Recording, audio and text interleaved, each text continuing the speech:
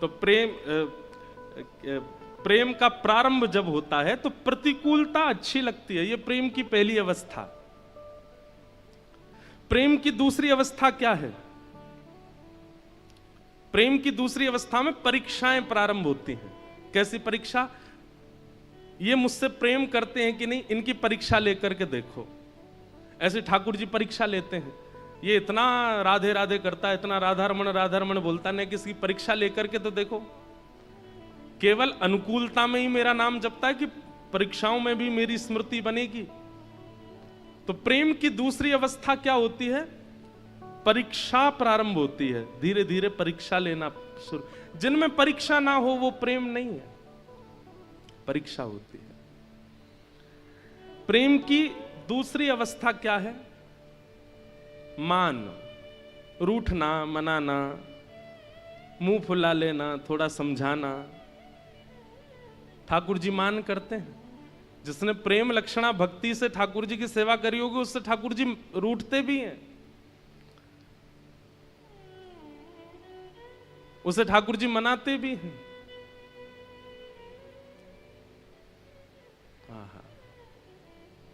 तो प्रेम की तीसरी अवस्था क्या है? रूठना और मनाना। प्रेम की चौथी अवस्था क्या है? विश्वास। तीन अवस्थाएं पार करने के बाद फिर आपका विश्वास दृढ़ होने लग जाता है और आप प्रेमी को स्वीकार कर लेते हो। अब स्वीकारीकरण आ गया है, अब ना संदेह है, ना संशय है, ना कुछ और भाव है, स्वीकारीकरण। प्रेम की पांचवी अवस्था क्या है? प्रेम पुष्ट हो जाता है। संयोग वियोग ये दो स्थितियां प्रकट हो जाती हैं फिर पांचवी अवस्था में। प्रेम की छठवीं अवस्था प्रारंभ होती है तो छठवीं अवस्था में विरह प्रारंभ होता है, फिर विरह होता है। सातवीं अवस्था में व्याकुलता। विरह और व्याकुलता में अंतर क्या है? विरह का मतलब होता है किसी की याद करना और व्याकुलता का मतलब होता है किसी की याद में रह ही ना पाना, तड़फन होना, विचलन होना।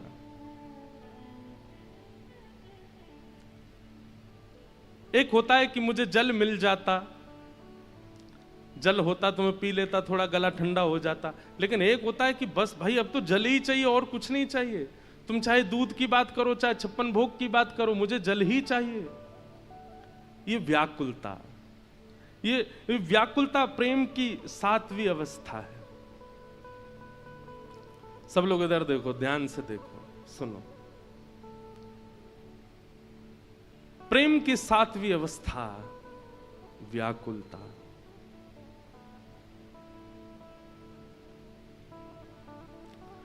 प्रेम की आठवीं अवस्था क्या है?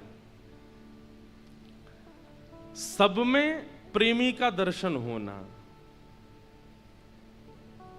किसी ना किसी भाव में अपने प्रेमी को ही देखना। जित देखूं उतित श्याममयी है। अरे जैसे मीराबाई किसी श्याम वर्ण को देखती थी तो उसके पास चली जाती और देखती रहती, और श्याम वर्ण का व्यक्ति कहता, बोले भाई हमको तो दुनिया नहीं देखती, तुम हमको क्यों देख रहे हो? बोले हम तुमको नहीं देख रहे हैं, हम ये देख रहे हैं कि ठाकुर जी तुम्हारे जैसे सांवरे होंगे। किसी बालक की नटखट अवस्था को देखती मीराबाई तो उसको देख के रोने लग जाती। क्यों? बोले कन्हैया ऐसे ही नाटक करते होंगे, ऐसे ही यशोदा मैया को परेशान करते होंगे। मतलब व्यक्ति विशेष ना दिखना, व्यक्ति की सुंदरता ना दिखना, व्यक्ति के गुण अवगुण ना दिखना, व्यक्ति में दिखने वाली हर स्थिति को अपने प्रेमी से जोड़ के देखना। ये ऐसे हंसता है, ऐसे ही तो वो भी हंसते हैं। ये जैसे चलता है ऐसे वो भी तो चलते हैं। ये जैसे बोलता है ऐसे वो भी तो बोलते हैं। ये प्रेम की आठवीं अवस्था। और प्रेम की नौवीं अवस्था क्या है? जड़ में भी चैतन्य की भ्रांति होना। पेड़ अभी हमें जड़ लगता है कि भाई इसमें प्राण नहीं है, ये बोलेगा नहीं, लेकिन प्रेमी व्यक्ति जब 9वीं अवस्था पार करता है तो वो पेड़ से भी वार्ता करेगा, वो पक्षियों से भी बात करेगा, वो जीव जंतु पशु पक्षियों को भी अपने जैसे बोलने वाला चैतन्य समझ के चर्चा करेगा। प्रेम की 10वीं अवस्था क्या है? महाभाव श्री जगन्नाथ। एक एक अंग प्रेम विगलित हो जाना, पिघलने लग जाना, जैसे एक मोमबत्ती पिघल जाती है। ये प्रेम की 10 अवस्था है। हम आप सब लोग प्रेम की दूसरी तीसरी अवस्था से ऊपर नहीं जा सकते, लेकिन द्वारिकाधीश 10वीं अवस्था पार कर गए थे द्वारिका में, तब जगन्नाथ रूप प्रकट हुआ। और ये सारी बातें मैं आपको बता रहा हूं, लेकिन इंद्रद्युम्न के स्वप्न में स्वयं जगन्नाथ जी बता रहे हैं, अरे इंद्रद्युम्न, ये स्वरूप को देख करके तुम व्याकुल मत हो, ये मेरा प्रेम विगलित स्वरूप है। ब्रजवासियों की याद में, श्री किशोरी जी की याद में, ब्रज की याद में जो मेरा स्वरूप प्रेम विगलित हुआ, वही जगन्नाथ बन के तुम्हारे पास आया है। अरे तुम सबसे बड़े भाग्यशाली हो। बहुत ध्यान से सुनिएगा हमारी बात। त्रिभंग लली राधा रमण वृंदावन में है, पर त्रिभंग लली स्वरूप ठाकुर जी का गोलोक धाम में भी है। धनुषधारी ठाकुर जी अयोध्या में है, पर धनुषधारी ठाकुर जी साकेत में भी हैं। शंख चक्र गदा पद्मधारी ठाकुर जी दक्षिण में हैं, बद्रीनाथ में हैं, परंतु ये वैकुंठ में भी हैं। लेकिन महाप्रभु जगन्नाथ तो केवल और केवल और केवल इस धरा धरती पर है और कहीं नहीं है। ये जगन्नाथ जी का स्वरूप वैकुंठ में नहीं है, ये जगन्नाथ जी का स्वरूप गोलोक में नहीं है, ये जगन्नाथ जी का स्वरूप साकेत में नहीं है, ये केवल लीलाचल धाम में और कहीं नहीं है। इसलिए लीलाचल धाम की इतनी महिमा है, क्योंकि देवताओं के पास भी त्रिभंग लली स्वरूप तो है, धनुषधारी स्वरूप तो है, शेषशाही स्वरूप तो है, चतुर्भुज स्वरूप तो है, पर जगन्नाथ ये तो केवल हमारे भारत में, ये वैकुंठ में भी नहीं है। और वो स्वरूप रथ यात्रा करते हैं, रथ पर आकर के निकलते हैं सभा के बीच से। और ऐसे महाराज, जैसे आज सुबह मैं देख रहा था जब महाप्रभु जी उतर के आ रहे थे अपने श्री मंदिर से, तो मेरे मन में एक भावना आई, गलती हो जाए तो क्षमा। ऐसा लग रहा था महाप्रभु जी को देख के जैसे कोई हाथी मतवाला हो गया हो और हजारों महावत उसको संभाल रहे हो, फिर भी उनके चंगुल से निकल करके अपने भक्तों के पास जाने को आतुर हो रहे हो। ऐसे महाप्रभु जी लग रहे थे, जैसे कोई हाथी मतवाला हो गया हो, अब अनकंट्रोल्ड हो गए हैं।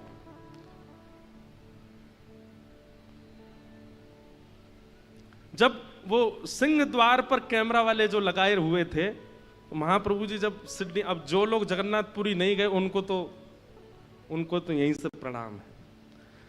जगन्नाथपुरी गए कितने लोग हैं? हाथ ऊपर करो। हे भगवान, 100% में से 25-30% लोग गए बस। बाकी के जितने यहां हाथ नीचे करके बैठे हैं, ये कथा पूरी करके बस योजना बनाओ कैसे भी जगन्नाथपुरी जाओ। भैया अंतिम श्वास कब आ जाए कोई पता नहीं है, उससे पहले अब सुनो, यहां से पधार करके अगर वैकुंठ चले भी गए तो जगन्नाथ जी तो वहां मिलेंगे नहीं। यहां से पधार के स्वर्ग भी चले गए तो वहां जगन्नाथ जी है ही नहीं, वो तो यहीं है। इसलिए देरी नहीं करो। इसके लिए तो हम आपसे निवेदन कर रहे हैं व्यासपीठ से कि महाप्रभु जी को देखा, एक बार उनका दर्शन कराओ, नेत्रों में बसाओ। और व्यवस्थाओं की चिंता करके मत जाना, बिल्कुल अव्यवस्था में जाओ। महाप्रभु जी व्यवस्था करते हैं सबकी। जो व्यवस्था करके जाते हैं ना, उनकी व्यवस्था उनके हाथ में होती है। और जो बिना व्यवस्था के जाते हैं, हम आपको सच बता रहे हैं, महाप्रभु जी व्यवस्था करते हैं उनकी।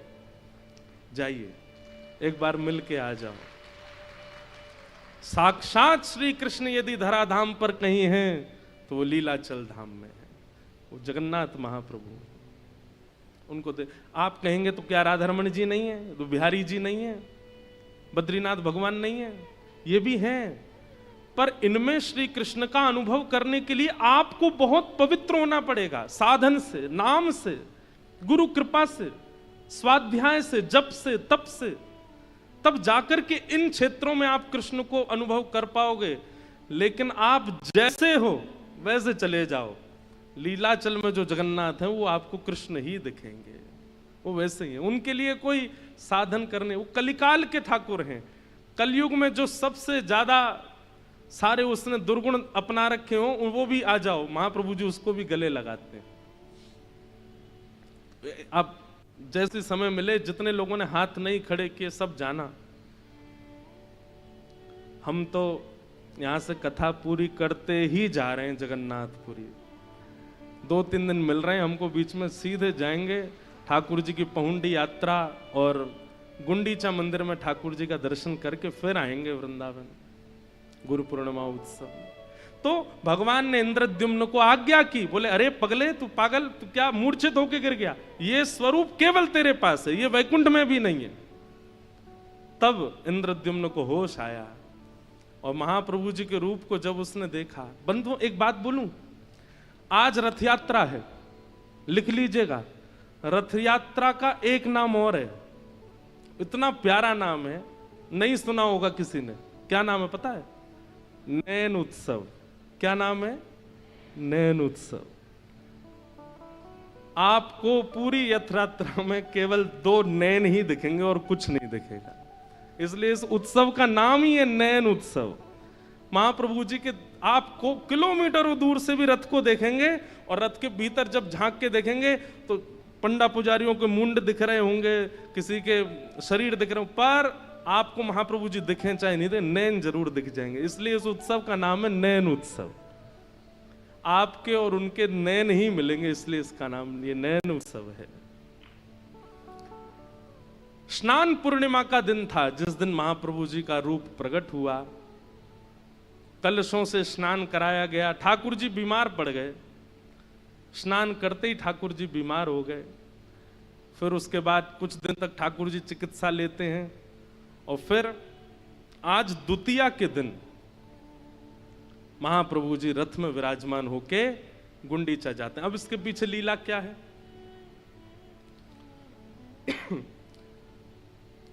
इंद्रद्युम्न राजा ने महाप्रभु जी को श्री मंदिर में विराजमान कर दिया।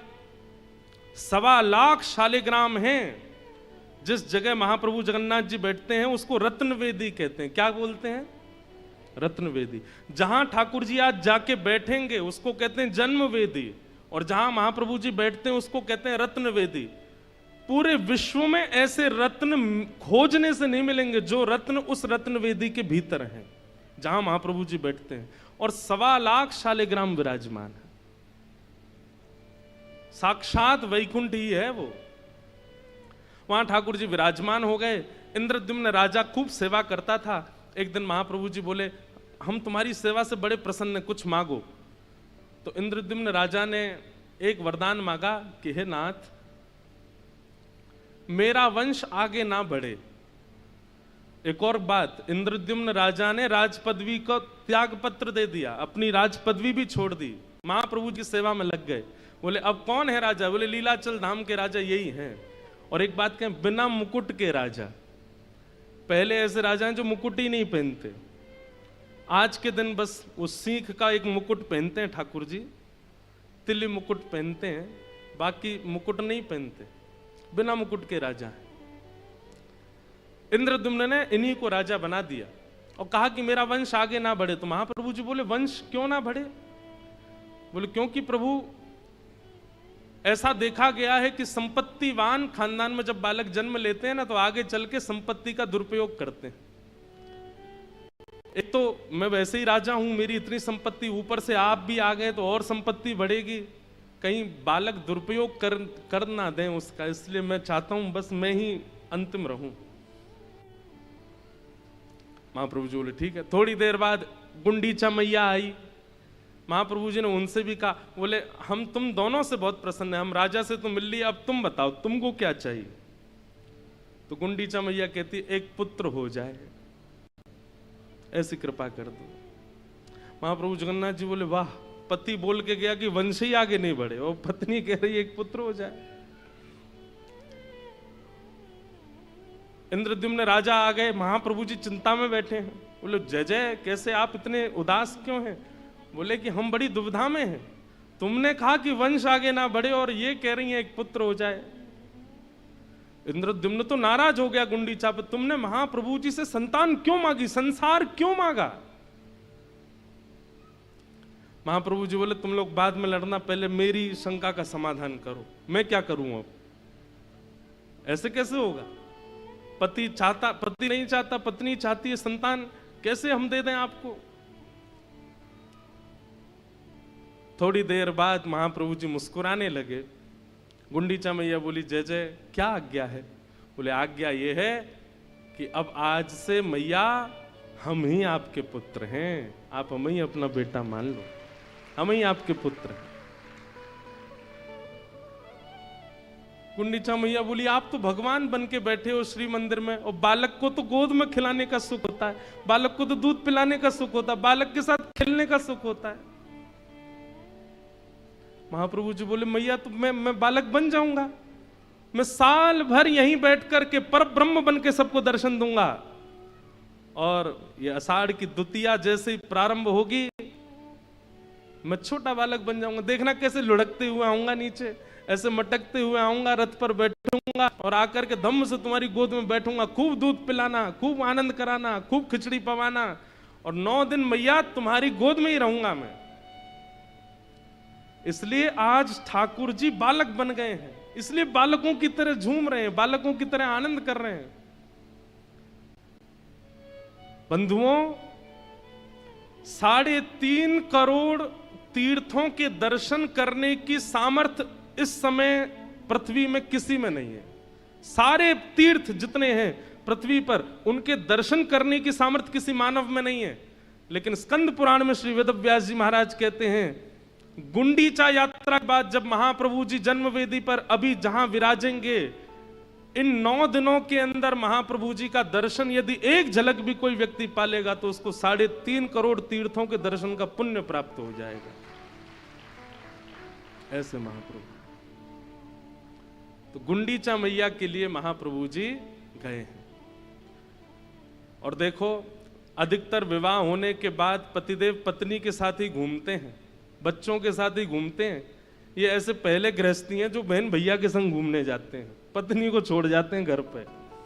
अभी लौट करके जब ये वापस आएंगे 9 दिन बाद, तब इनकी मीठी लड़ाई होगी लक्ष्मी जी के साथ में, प्रणय कलह होगा। लक्ष्मी जी द्वार बंद कर देती हैं, बड़ी सुंदर लीला होती है। लक्ष्मी जी कहती हैं अकेले अकेले चले गए, हमको नहीं लेके गए अपने साथ।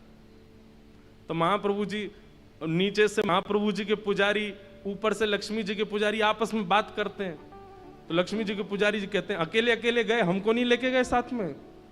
तो महाप्रभु जी कहते हैं देवी तुम बड़ी कोमल हो, तुम्हारे पैर में छाले आ जाते, कैसे लेके जाता, इसलिए तुमको छोड़ गया था। हमारे लिए क्या लाए हो? तो पहले ठाकुर जी साड़ी दिखाते हैं, लक्ष्मी जी कहती हैं तो भरी पड़ी है। फिर गहने दिखाते हैं, बोले मैं लक्ष्मी हूं, मुझे गहने दिखा रहे हो आप? तो अंत में ठाकुर जी रसगुल्ला दिखाते हैं, तब लक्ष्मी जी खुश होती हैं, तब द्वार खुलता है और महाप्रभु जी भीतर जाते हैं। ऐसी अद्भुत लीला जगन्नाथ धाम में ठाकुर जी करते हैं।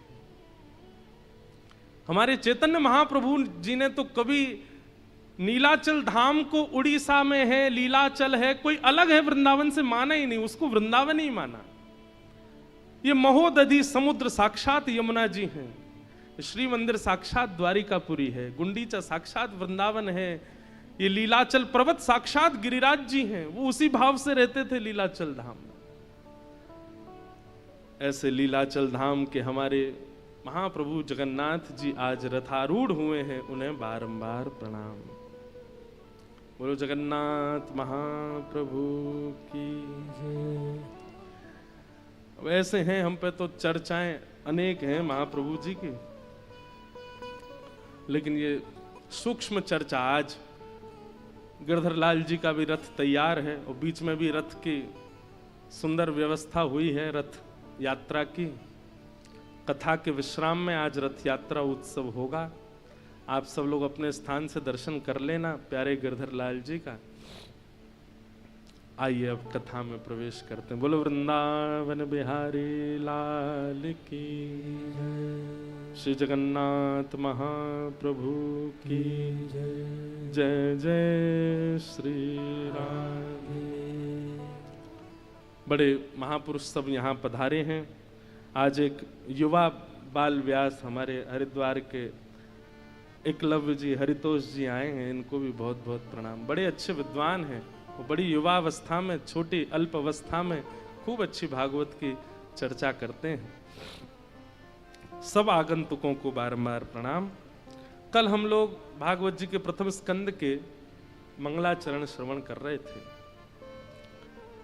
और मंगलाचरण श्रवण में ही कल पूरा समय निकला। आज जहां तक चर्चा हो पाएगी वहां तक करेंगे। और ऐसा तो होगा नहीं कि बीच बीच में महाप्रभु जी नहीं आएंगे, वो तो आते रहेंगे। आज तो उनका दिन है, वो तो आते ही रहेंगे। और अब तो कथा के विश्राम तक महाप्रभु जी आते ही रहेंगे। कोई ना कोई चर्चा श्री जगन्नाथ जी की चलती ही रहेगी।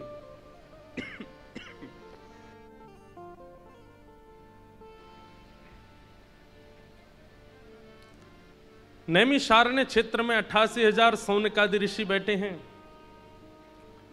और सूत जी महाराज से मानव कल्याण के लिए प्रश्न करते हैं।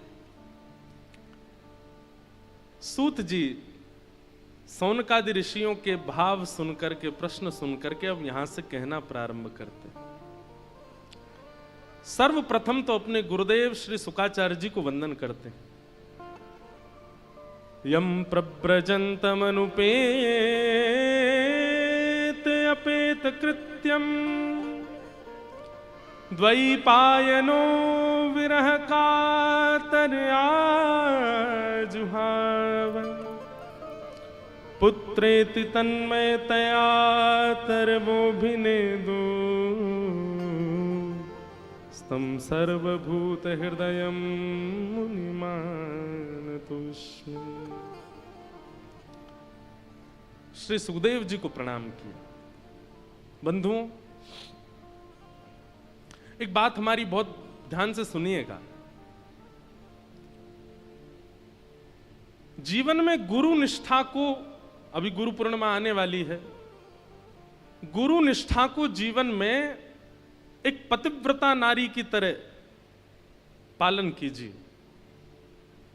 कई बार ऐसा होता है कि इस संसार में प्रभावजन्य कई महापुरुष हमारे सामने आते हैं जिनको देख करके हमें अपने गुरु थोड़े कम लगने लगते हैं। अरे इनका प्रभाव ज्यादा है, पहले मिल गए होते तो इनको गुरु बनाते। आपको हम सत्य बता दें, जैसे ही आपके मन में ये भावना आती है कि ये श्रेष्ठ हैं, उसी समय आपका भजन घटने लगेगा, आपकी सेवा घटने लगेगी, ठाकुर जी के प्रति जो आपका भाव है वो नष्ट होने लगेगा। यदि आपके गुरुदेव चतु वैष्णव संप्रदाय से और मूल सिद्धांतों से थे तो, यदि गुरुदेव ऐसे ही बनाए थे, कोई परंपरा नहीं थी, बस प्रभाव में आकर के बना लिए, तो बात अलग है। लेकिन कहीं ना कहीं अगर चतु वैष्णव संप्रदाय में आपने कहीं दीक्षा ली है, परंपरागत आपकी गुरु प्रणाली चलती आई है और उसमें आपने दीक्षा ली है, तो जीवन में चाहे जैसी स्थिति आ जाए, अपने गुरु के प्रति कभी भी ये भावना मत रखना कि इनसे श्रेष्ठ ये है।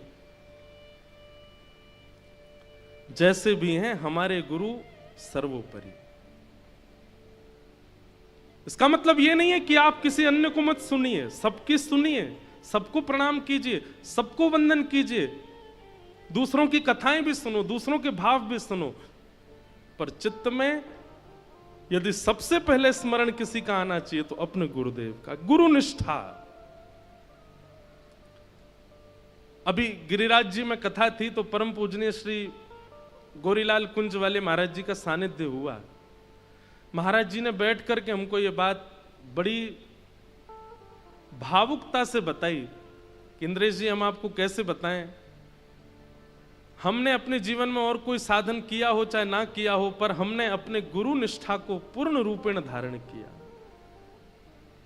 और उस गुरु निष्ठा के बल पर हम कहने में संकोच नहीं करेंगे, कहने में बिल्कुल घबराएंगे नहीं, कहने में कोई अतिशयोक्ति नहीं करेंगे।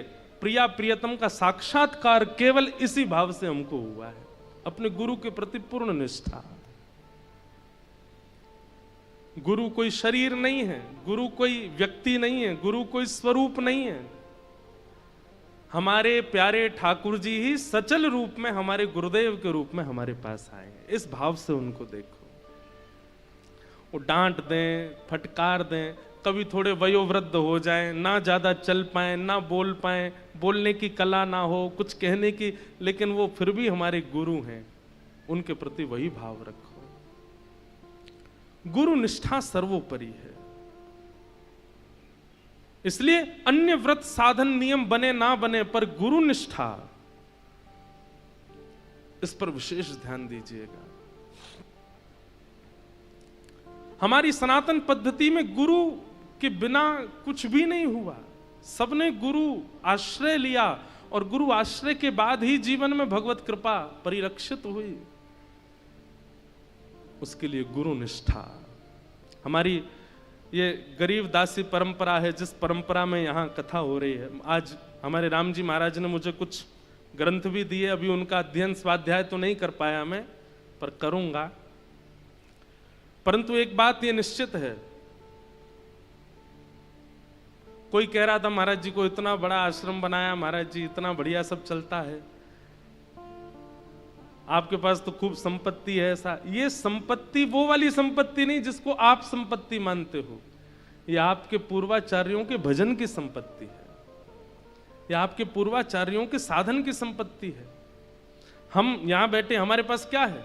हमारे गुरुदेव बैठे हैं सामने, इनकी संपत्ति, इन्होंने परिश्रम किया, इन्होंने तप किया, इन्होंने भजन किया, उसका फल हम पा रहे हैं। प्रेम से बैठ के यहां से जो बोलते हैं वो भगवत वाणी हो जाता है। गुरु कृपा सर्वोपरि है और मेरे से बड़ा प्रमाण नहीं मिलेगा आपको। हम अपने गुरुदेव के सामने बैठ करके बोल रहे हैं तो कोई बहुत बड़ी बात बोल रहे हैं ऐसा नहीं समझिएगा। पर जैसे कई बार आप लोगों ने सुना है ना, कई प्रसंग ऐसे सुने कि उन्होंने भैंस के ऊपर हाथ धर दिया, भैंस वेद बोलने लग गई, उन्होंने जीव के ऊपर हाथ धर दिया, जीव ऐसे बोलने लग गया। हमारी स्थिति ऐसी ही जानिएगा। हमारे पूज्य गुरुदेव भगवान ने हमारे सिर पे हाथ धर दिया, हम बोलने लग गए, सामर्थ्य नहीं। आपके पूज्य गुरुदेव, हमारे दादा गुरुदेव अनंत श्री विभूषित श्री रामानुज प्रपन्नाचार्य गुरु जी, जिनको वृंदावन में कहते कि भाई श्रीमद् भागवत जी सचल अगर देखनी हो तो पूज्य ठाकुर जी के गुरु जी का दर्शन करो, चलते फिरती भागवत जी। ऐसे पूज्य गुरुदेव भगवान, ये परंपरा से प्राप्त है। और एक बात कहें, गंगा जी इस बात का प्रमाण है। दिलीप के तप करने से गंगा जी नहीं आई। उनके वंश में कितने लोगों ने आकर के गंगा जी की तपस्या की, लेकिन गंगा जी का प्रादुर्भाव तभी हुआ जब 3-4 पीढ़ियां तप करके चली गई। भगीरथ आए और भगीरथ ने तप किया, मां गंगा पृथ्वी पर आ गई और नाम भागीरथी पड़ गया। लेकिन वास्तविकता तो यहां भागवत जी में बताई गई है कि तप केवल भगीरथ ने नहीं किया, उनकी 4 पीढ़ियां निकल गई हैं गंगा जी को बुलाने में। यहां भी परंपरा, गुरु परंपरा। हम और आप सब तो केवल एक वक्ता को बोलते हुए देख रहे हैं, लेकिन उसके पीछे कितने गुरुओं का आश्रय है, कितने गुरुओं का तप है। केवल एक काम कीजिए, अपने गुरु के प्रति पूर्ण निष्ठा रखो, पूर्ण भाव रखो। वो जैसे भी हैं उनके प्रति यही रखो कि यही हमारे चलते फिरते जगन्नाथ जी। आज जो जगन्नाथपुरी नहीं गए होंगे, यदि अपने गुरुदेव के समीप बैठे हो तो अपने गुरुदेव के युगल चरणों में ही पुष्प अर्पित करना और उन्हीं को जगन्नाथ जी मान करके उन्हीं की आरती कर लेना। आप ही हमारे जगन्नाथ जी हो, आप ही हमारे वंदनीय हो। गुरु निष्ठा। श्री सूत जी महाराज ने अपने गुरुदेव का स्मरण किया और तत्पश्चात अब यहां से सूत जी कहना प्रारंभ करते हैं। एक बहुत सुंदर बात यहां कहते हैं, सवै पुंसां परो धर्मो यतो भक्ते अदोक्षजे अहैतुक्य प्रतिहता ये आत्मा संप्रसीदति। परम धर्म, धर्म और परम धर्म, इन पर कल चर्चा हो रही थी। परम धर्म क्या है? बोले सवई पुंसाम परो धर्मो यतो भक्तिर अदोक्षजे। अदोक्षज भगवान की कैसी भक्ति? बोले प्रेम लक्षणा भक्ति। एक होती है श्रद्धाजन्य भक्ति, एक होती है भावजन्य भक्ति, एक होती है शास्त्रजन्य भक्ति, और एक होती है प्रेम लक्षणा भक्ति। प्रेम लक्षणा भक्ति जीवन में प्रकट होना, यही परम धर्म है। आप हनुमान चालीसा बोलते आए, आप हनुमान जी पर चोला चढ़ाते आए, सोमवार के दिन महादेव का अभिषेक करते आए, गंगा स्नान करते आए, अब तक केवल इनको नियम मान करके किया था। लेकिन किसी दिन ये भाव में परिवर्तित हो जाएं, किसी दिन ये प्रेम में परिवर्तित हो जाएं। जैसे कोई संबंधी के साथ आपका भाव रहता है, वैसा संबंध ठाकुर जी के प्रति परिलक्षित हो जाए, तब वो प्रेम लक्षणा भक्ति हो जाएगी। और प्रेम लक्षणा भक्ति ही प्रत्येक जीवात्मा का परम धर्म है। ठाकुर जी से प्रेम होना, श्रद्धा होना, विश्वास होना, समर्पण होना, ये सब एक बात है। प्रेम होना ये विशेष बात है। ठाकुर जी से प्रेम नहीं हो पाता सबका। और मेरे कहने से, आपके सुनने से ये प्रेम प्रकट हो जाए, इसकी संभावना भी अति नहीं है। एक बात सुनिएगा, मेरी कथा सुनाने से श्रद्धा जन्म ले लेगी, मेरी कथा सुनाने से विश्वास हो जाएगा, मेरी कथा सुनाने से, मतलब मेरी यूं न सोचना, मैं अपनी कह रहा हूं, कथा किसी की भी सुनो, श्रद्धा उत्पन्न हो जाएगी, विश्वास उत्पन्न हो जाएगा, समर्पण उत्पन्न हो जाएगा। पर प्रेम उत्पन्न तो तब होगा जब वो चाहेंगे, जब ठाकुर जी चाहेंगे। वक्ता तो केवल समर्पण आपके द्वारा करवा देगा, गुरुजन तो आपके द्वारा भक्ति करवा देंगे, आपके द्वारा श्रद्धा परिवर्तित करा देंगे। लेकिन प्रेम तो तब होगा जब ठाकुर जी चाहेंगे, और वो चाह जाएं। इसी के लिए तो कथा सुनी जा रही है, इसी के लिए तो वक्ता के द्वारा, गुरु के द्वारा निर्माण किया जा रहा है। कथा पंडाल क्या है पता है? बहुत ध्यान से सुनना, एक भाव मन में आ रहा है। कथा पंडाल क्या है? श्रृंगार ग्रह। क्या है? श्रृंगार ग्रह। और यहां वक्ता अपने गुरु के द्वारा प्राप्त किए हुए ज्ञान से, भक्ति के और भाव रूपी इन श्रृंगार यत्नों से आपका श्रृंगार कर रहा है। श्रोता ये सारे श्रृंगार कराने बैठे, सबका श्रृंगार कर रहा है। यहां श्रृंगार कराने के बाद श्रृंगार किया क्यों जाता है? किसी को रिझाने के लिए। और यहां वक्ता जब श्रृंगार कर देता है, तब आप लोग जाओगे, फिर राधा रमन जी जाओगे, राधा वल्लभ जी जाओगे, बद्रीनाथ जाओगे, जगन्नाथपुरी जाओगे, उनके सामने जाओगे, तब आपके उस श्रृंगार को महाप्रभु जी देखेंगे। अगर उस श्रृंगार से वो रीझ गए तो आप में प्रेम उत्पन्न हो जाएगा। और यदि अभी भी श्रृंगार में कटौती रहेगी तो बार बार कथा और सुननी पड़ेगी। समझ में आई बात? जब तक संसारी भाव से नहीं समझाओ, नहीं समझ आती है। कोई लड़का वाले आ जाएं घर पे देखने लड़की को, तो लड़की उस दिन बढ़िया वाला श्रृंगार करने जाती है, उसको हम भा जाएं तो हमारा ब्याह होगा। बाकी के दिन चाहे जो भी पहले, उस दिन सबसे महंगा वाला कपड़ा पहनती है। उस दिन ऐसा मत सोचना मुझे अनुभव है, तो मैं ऐसे ही बता रहा हूं, तो देखी सुनी बात है। उस दिन सबसे बढ़िया वाला वस्त्र पहनेगी, श्रृंगार करेगी, और वो ऐसा अपने आप को निर्माण करती है कि जो मेरे होने वाले जो पति देव उनको मैं भा जाऊं, हमारी सासू माँ ससुर जी को मैं भा जाऊं, तो मुझे वो स्वीकार करें। लेकिन कई बार ऐसा होता है कि जो आए हैं देखने वाले, उनको शायद नहीं भाया, तो वो बाद में फिर मना कर देते हैं, अभी भाया नहीं। लेकिन एक बात और, ऐसा नहीं है कि किसी को नहीं भाओगे, किसी को तो भा जाओगे, इसलिए घूमते रहो। राधा रमन जी को नहीं भाई तो राधा वल्लभ जी को भा जाओगे, राधा वल्लभ जी को नहीं भाई तो बिहारी जी को भा जाओगे, उनको नहीं भाई तो राधा मदन मोहन जी को भा जाओगे, जगन्नाथ जी, किसी को तो भाओगे। लेकिन भाना ना भाना ये उन पर निर्भर करता है। इसलिए यहां इतनी सचेत होकर के बैठिए कि वक्ता के द्वारा जो शब्द हमारा श्रृंगार करने आए हैं मन का, वो श्रृंगार से कहीं हम चूक ना जाएं। क्योंकि अगर वो श्रृंगार श्रेष्ठ हो गया तो ठाकुर जी को भा जाएंगे, ठाकुर जी को प्रिय लग जाएंगे। और जिस दिन ठाकुर जी को प्रिय लग गए तो यह परम धर्म प्रकट हो जाएगा। क्या? यतो भक्तिर अदोक्षजे, अदोक्षज भगवान की प्रेम लक्षणा भक्ति प्रकट हो जाएगी।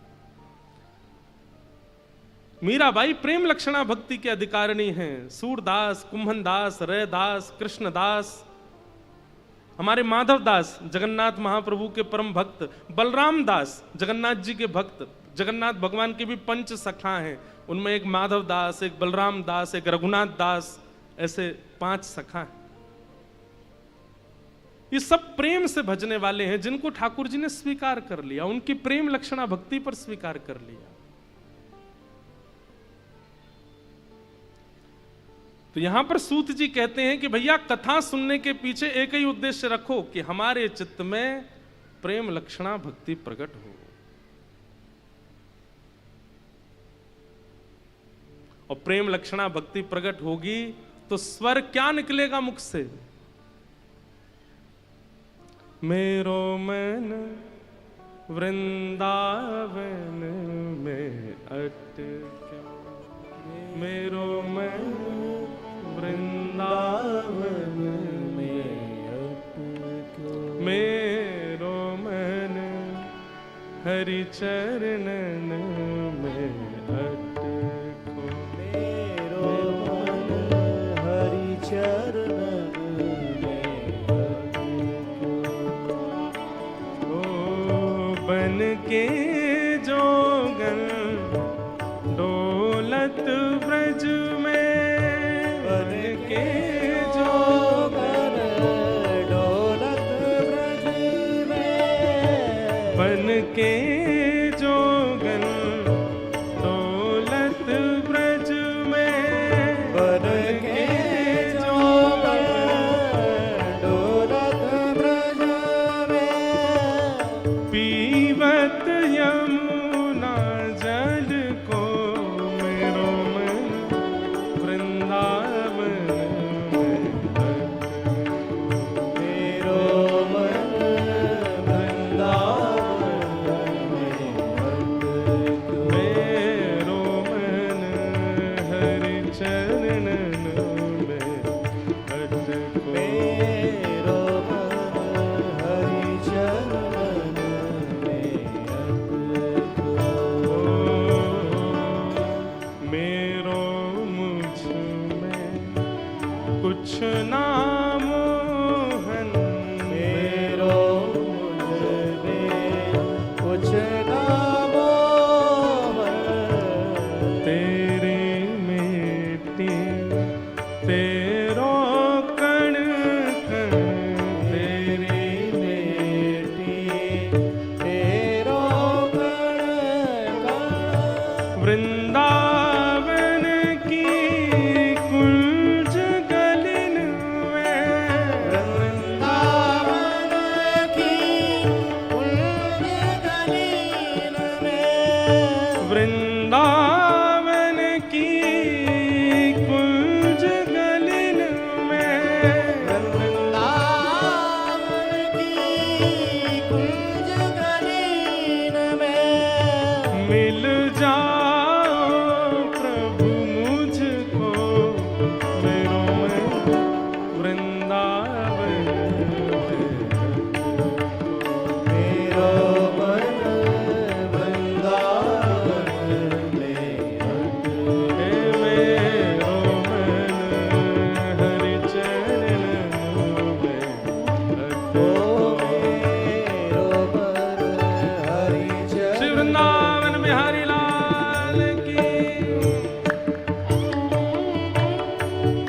ताल बजा के गाओ। ये प्रेम लक्षणा भक्ति का स्वर है।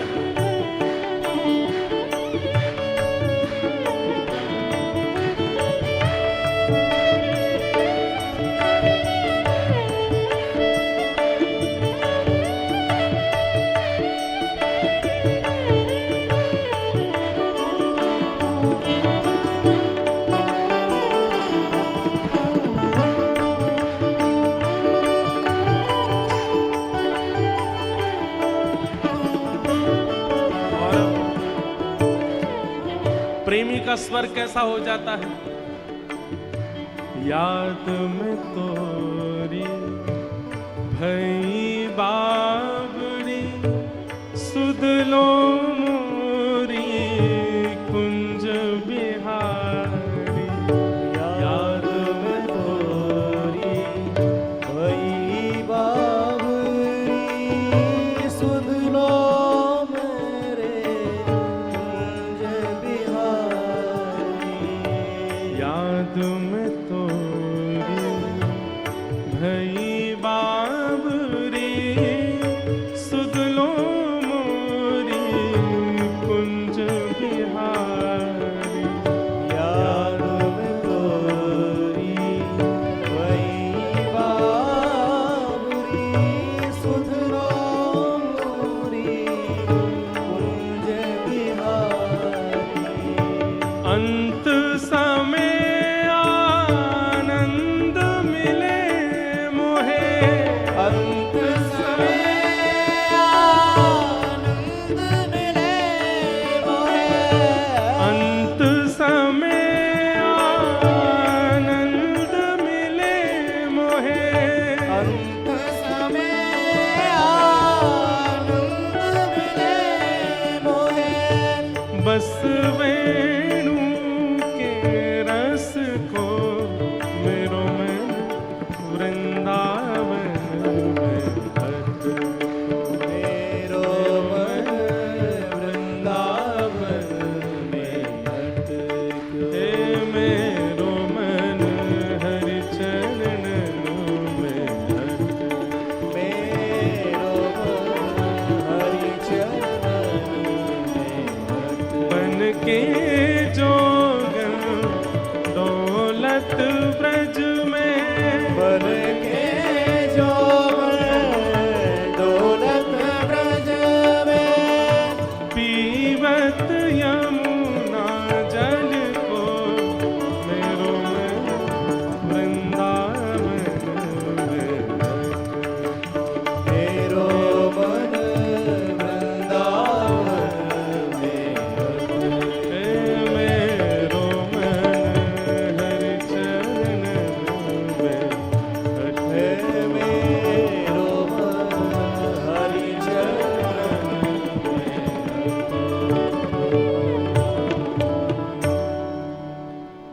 प्रेम लक्षणा भक्ति, जहां पर कोई कामना नहीं है ठाकुर जी से, केवल और केवल बस प्रेम है।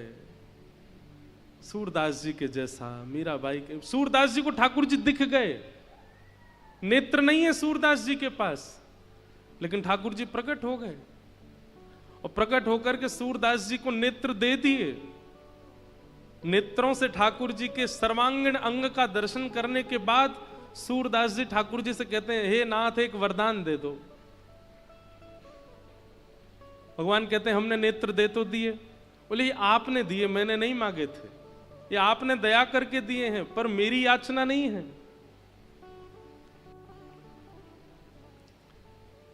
अब मैं मांग रहा हूं, अब दे दीजिए। ठाकुर जी बोले क्या चाहिए? बोले जो नेत्र आपने दिए अब ये वापस ले लीजिए, अब नहीं चाहिए। आपको देख लिया, बस इन नेत्रों में आप विराज गए, अब किसी अन्य को देखने की चाह नहीं, इच्छा नहीं। बिल्लु मंगल, ये प्रेम लक्षण भक्ति वाले वैष्णव हैं। सूरदास, विल्लु मंगल जी तो सुंदरता कहीं भी देखते तो उनको इतना चाव होता देखने का, लेकिन एक घटना ऐसी घटी जीवन में कि उसके बाद अपने नेत्र सुई से अपने आप ही फोड़ लिए। श्री विल्लु मंगल जी का एक श्लोक पूज्य पिताजी महाराज और हम मंगलाचरण में बोलते हैं,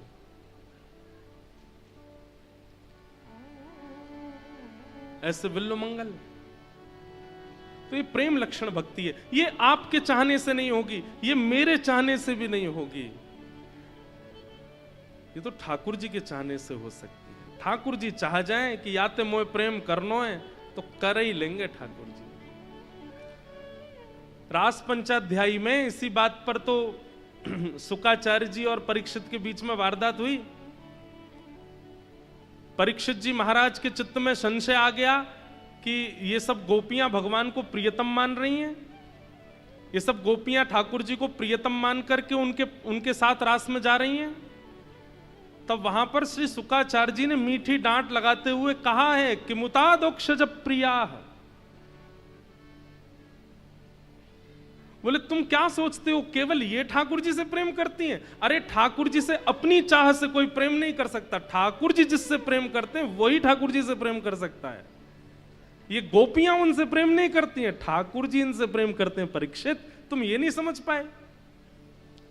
तो समझ में आई बात।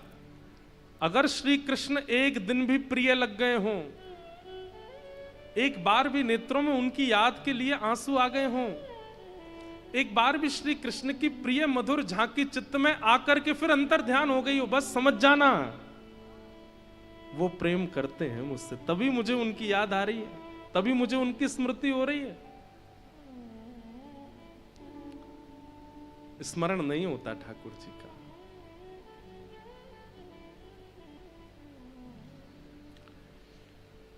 सूत जी कहते हैं यतो भक्तिर अदोक्षजे कि धर्मस्वनिष्ठितः पुंसाम विश्वक्सेन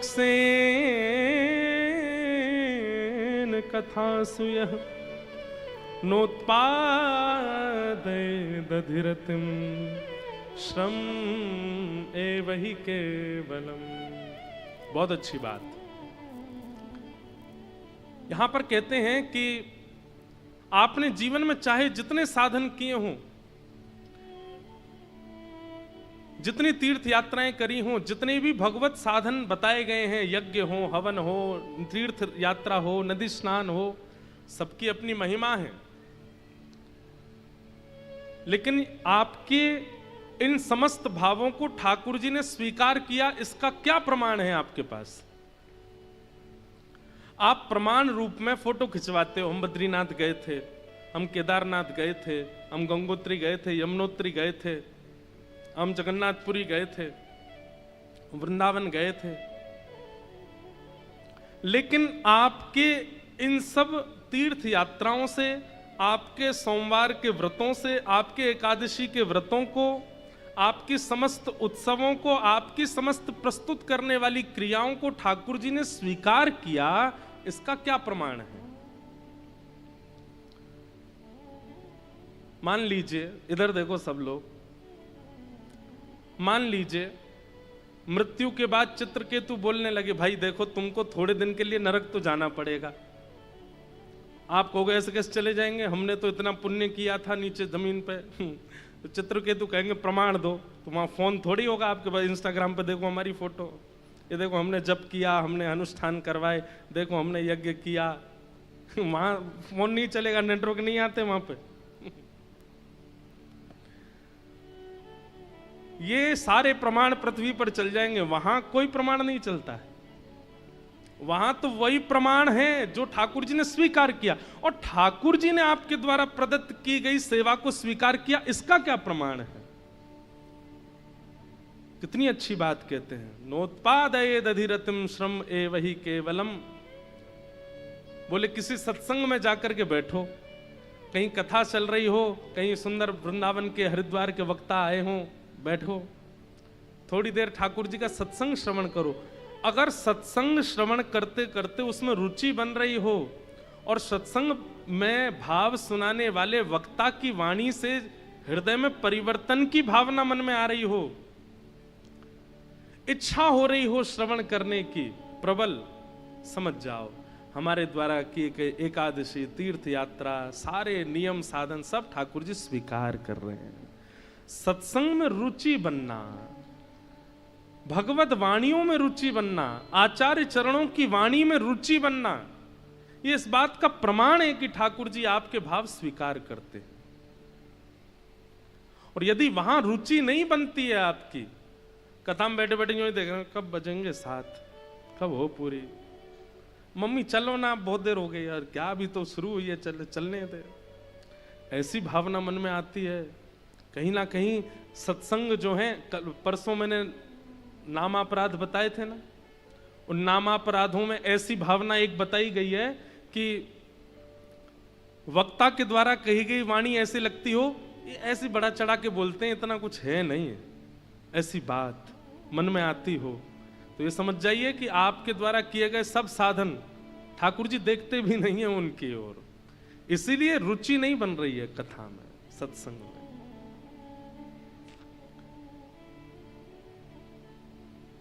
साधन सब श्रेष्ठ हैं पर सत्संग सर्वश्रेष्ठ है। उसके प्रति अगर आपकी रुचि नहीं बनती है तो बाकी के साधन आप करते रहिए, ठाकुर जी उससे प्रसन्न नहीं है।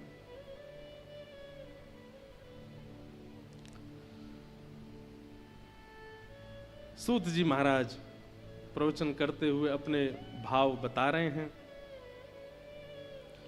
अनेक भावों की पुष्टि करते हुए भगवान के अवतारों का वर्णन किया।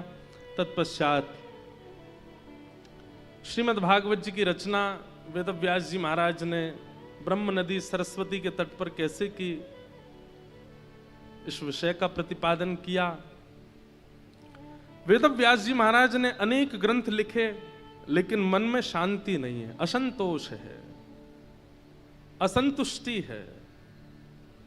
तभी वहां नारद जी का आगमन हुआ और नारद जी महाराज ने आकर के व्यास जी के मुखमंडल को देख लिया कि आप बड़े चिंतित बैठे हैं।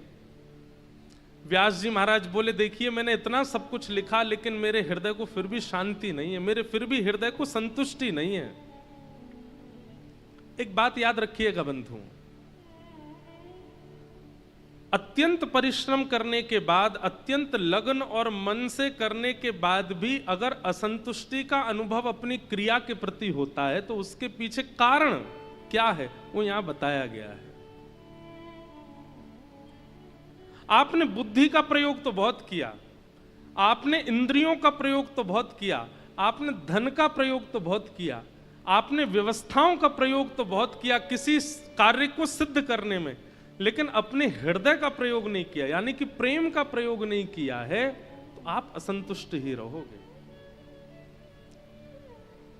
कितना भी भार भोजन कर लीजिए पर संतुष्टि घर की दाल और रोटी में ही आती है जो मां बना के। अब ये बात हम इसलिए कह रहे हैं क्योंकि बाहर ज्यादा रहते हैं ना, जो लोग कभी कभी बाहर जाते हैं उनको कभी कभी अच्छा लगता है बाहर का, घर का कम अच्छा लगता, पर जो बाहर ही रहते हैं बेचारे उनको घर की रोटी दाल चावल ही अच्छे लगते हैं, उसी से ही संतुष्टि होती है। क्यों? क्योंकि मां हाथ से नहीं बनाती, मां बुद्धि से नहीं बनाती, मां धन के लिए नहीं बनाती, मां स्वाद के लिए नहीं बनाती, मां अपने पुत्र की संतुष्टि के लिए बनाती है। प्रेम से बनाती है तो वो संतुष्टि ही करता है। बात समझ में आए तो ही तप तप ताली बजनी चाहिए। क्या समझ में आया? मानो श्री नारद जी महाराज संकेत कर रहे हैं, व्यास जी आपने बुद्धि लगा ली, आपने सब कुछ लगा दिया, आपने सारी व्यवस्थाएं लगा दी, पर अभी तक प्रेम का प्रयोग नहीं किया है। आपने जितने भी ग्रंथ लिखे हैं, भवतानुदित प्रायम यशो भगवतो मलम ये नैवासो न तुष्येत मन्ये तद्दर्शनम खिलम। नारद जी मानो कह रहे हैं कि हे नाथ, हे व्यास जी, सब लोग ध्यान से सुनो, आपने जितने भी ग्रंथ लिखे हैं उन सब में आपने 4 बातों को प्रधानता दी है, धर्म, अर्थ, काम और मोक्ष। इनको चतुर्विध पुरुषार्थ कहते हैं। इस संसार में हर व्यक्ति इन चारों में ही मिलेगा आपको। कोई व्यक्ति धर्म में होगा, वो धर्म का ही ध्यान रखता है 24 घंटा, कोई अधर्म ना हो जाए, धर्म से ये करो ये करो ये करो ये करो, वो धर्म में ही रहता है। या फिर दूसरे प्रकार के लोग मिलेंगे आपको, अर्थ वाले, वो उनके दृष्टि में और कुछ है ही नहीं है, केवल अर्थ ही सब कुछ है। अर्थ मतलब धन, अर्थ का मतलब बल भी होता है। तीसरे प्रकार के लोग आपको दुनिया में मिलेंगे जो केवल अपनी कामनाओं की पूर्ति के लिए जीते हैं। वो परिश्रम भी इसलिए कर रहे हैं कि अपनी किसी कामना को पूर्ण कर सकें। वो धन भी केवल इसलिए कमाते हैं कि उस वाली जगह हम घूम के आ सकें, ये कपड़े खरीद सकें, ये वाली गाड़ी ले सकें, ऐसे कमरा बना सकें, ऐसा ये कर सकें। और चौथे प्रकार के आपको दुनिया में लोग मिलेंगे जो केवल और केवल मोक्ष की प्राप्ति के लिए जी रहे हैं। उनका एक ही उद्देश्य है, क्या? निर्वाण की प्राप्ति, मोक्ष मिले, बस मुझे मुक्ति मिल जाए, उसके लिए मैं क्या करूं। नारद जी महाराज बोले आपने चतुर्विध पुरुषार्थ की प्राप्ति के लिए सारे ग्रंथ लिखे हैं, तो व्यास जी बोले संसार में चतुर्विध पुरुषार्थ ही है, उसके अलावा है भी क्या? तब नारद जी बोले आप पंचम पुरुषार्थ भूल गए। बोले पंचम पुरुषार्थ कौन सा है? प्रेम। और बंधुओं, जो प्रेमी होता है, ना तो उसे धर्म की इच्छा, ना उसे अर्थ की चिंता, ना उसकी कोई कामना, ना उसको मोक्ष की प्राप्ति चाहिए, कुछ नहीं चाहिए। जो प्रेमी है, हमारे ब्रजवासी गाते हैं, कहा करूं वैकुंठ ही जाए, कहा करूं वैकुंठ ही जाए, जहां नहीं नंद, जहां नहीं यशोदा, जहाँ नहीं नंद, जहाँ नहीं यशोदा, जहां नहीं गोपी ग्वाल और गाय, जहाँ नहीं गोपी ग्वाल और गाय, कहाँ करूं वैकुंठ ही जाए, कहाँ करूं वैकुंठ। हरिद्वार वाले बुरा नहीं मानिएगा, नहीं मानिएगा। हाँ, हरिद्वार में धर्म भी है, हरिद्वार में अर्थ भी है, हरिद्वार में काम भी है, और हरिद्वार में मोक्ष भी है। हमारे वृंदावन में चारों ही नहीं है। ठाकुर जी को सुबह ब्रह्म मुहूर्त में पूरी दुनिया में उठाया जाता, वृंदावन में 8 बजे उठते हैं बिहारी जी, लाडले लाल। अरे कितने घरों के बच्चे सुबह 6 बजे उठ के 7 बजे बस में बैठ के स्कूल पहुंच जाते हैं, तब तो हमारे वृंदावन को राजा उठे। वहां धर्म नहीं है। हमारे ब्रजवासी भाई बंधु ज्यादा पढ़े लिखे नहीं मिलेंगे आपको, सामान्य है, सीधे साधे हैं।